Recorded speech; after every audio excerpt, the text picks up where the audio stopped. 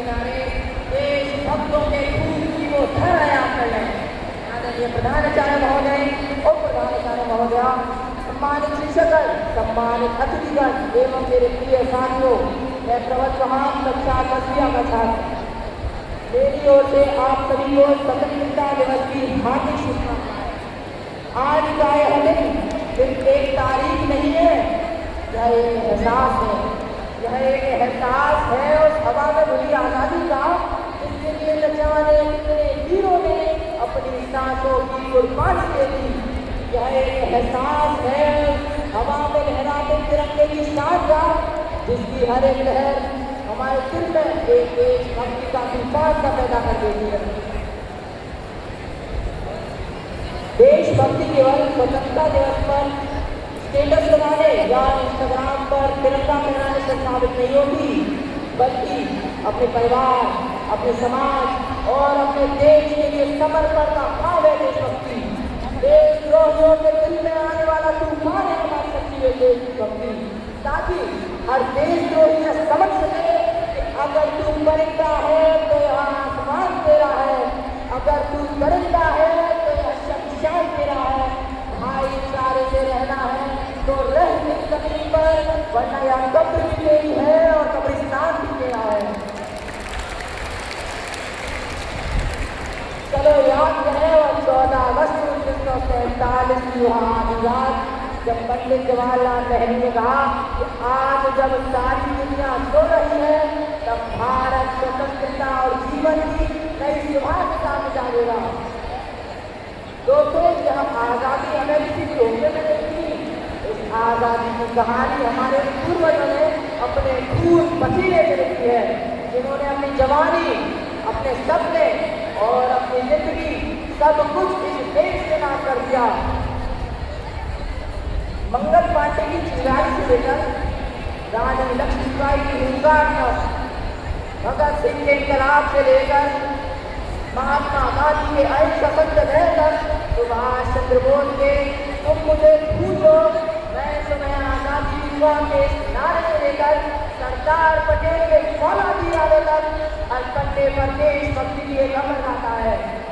लेकिन आज मैं आपसे एक सवाल करना चाहता हूँ, जिसका जवाब आप लोग अपने घर में नहीं सुनना। क्या हमें आज़ादी सिर्फ उन अंग्रेजों से मिलेगी थी? नहीं, आज भी हमें कई दुश्मनों से लड़ना है, जैसे भ्रष्टाचार, अशिक्षा, गरीबी, जातिवाद, धर्म कट्टरता और सबसे बड़ा दुश्मन मुझे क्या वाली। अब आप लोग यह सोच रहे होंगे एक छोटी सी सोच हमारी इतनी बड़ी दुश्मन कैसे हो सकती है। तो मैं आपको याद दिला दूं कि जब अंग्रेज भारत आए थे तब उनकी कुल संख्या 1 से 1.5 लाख थी और अब हिंदुस्तानियों की संख्या करीब 40 करोड़ की।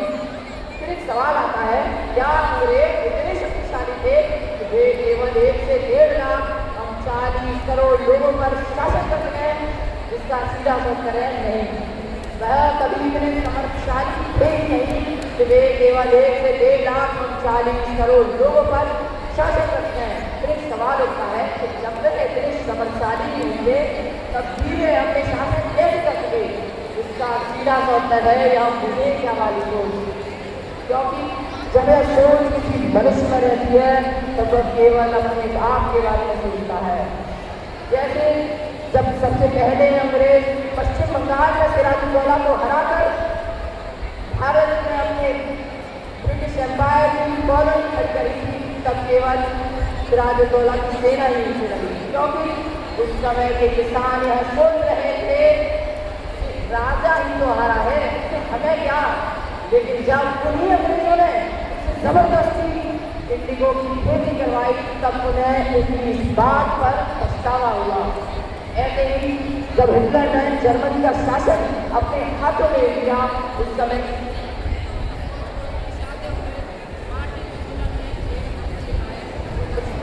first became for the communist. Then I was not a communist, so I did nothing.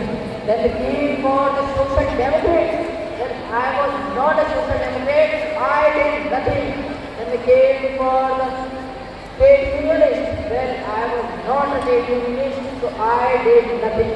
Then they came for the Jews, but I was not a Jew, so I did anything. me, there was no one who could stand up for me.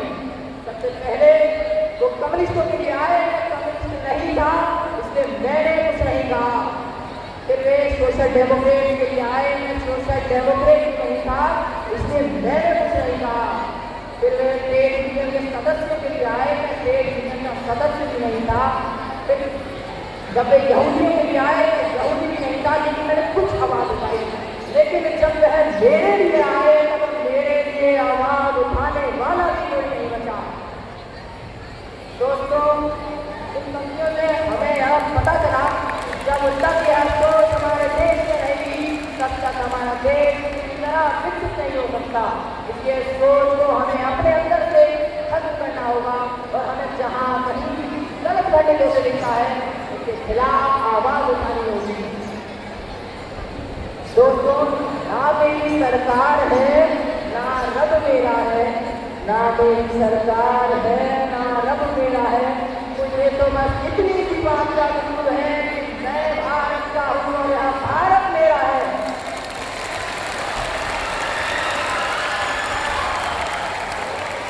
देश की असली ताकत उसकी मिसाइलें और तकनीक नहीं होती। देश की असली ताकत उसका जिम्मेदार नागरिक होता है। हम अक्सर पूछते हैं कि देश ने हमारे लिए किया क्या है, मगर शायद हमें यह पूछना चाहिए कि हमने देश के लिए क्या किया है। आज इस मंच से मैं आप सबसे, खासकर युवा साथियों से एक सवाल पूछना चाहता हूँ।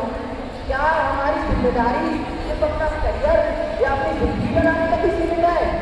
नहीं, हमारी जिम्मेदारी इस देश को बनाने की है, क्योंकि राष्ट्र निर्माण का काम बड़ी बड़ी बातों से नहीं, छोटे छोटे कार्यों से होता है। क्योंकि हमें ठोकर पहाड़ से नहीं, पत्थरों से लगा सकती है। दोस्तों, यह देश सिर्फ एक जमीन का टुकड़ा नहीं है, यह देश हम सबसे मिलकर बनता है। जिधर ना कोई हिंदू, ना कोई मुसलमान, ना कोई सिख, ना कोई ईसाई, यह देश हम सबसे मिलकर बनता है। क्योंकि जब एक भारतीय चांद पर तिरंगा फहराता है, तब पूरे देश का सीना कद से चौड़ा हो जाता है। जब एक खिलाड़ी खेल में गोल्ड मेडल जीत कर लाता है, तब 140 करोड़ देशवासियों की आंखों में अलग चमक आ जाती है। तो आइए आज के इस ऐतिहासिक दिन पर हम सब मिलकर यह संकल्प लें कि अपने देश को स्वच्छ रखेंगे। यह संकल्प लें कि हम अपने संविधान का सम्मान करेंगे। यह संकल्प लें कि हम जाके धर्म से ऊपर उठकर देश के सच्चे नागरिक बनेंगे।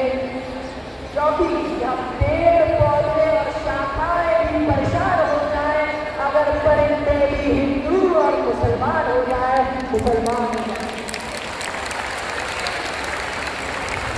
मेरा यह मानना है, जिस दिल हर भारतीय है सोच लेगा कि हर देश मुझसे है, उस दिन किसी को यह सोचने की जरूरत नहीं भारत क्या कर सकता है।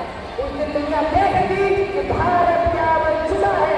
तो आइए मिलकर ऐसा भारत बनाए जहाँ बच्चा हम गर्व से कहेंगे, मैं उस देश का नागरिक हूँ जहाँ स्वतंत्रता केवल एक इतिहास नहीं, एक एहसास है, एक एहसास है हमारी जिम्मेदारी का।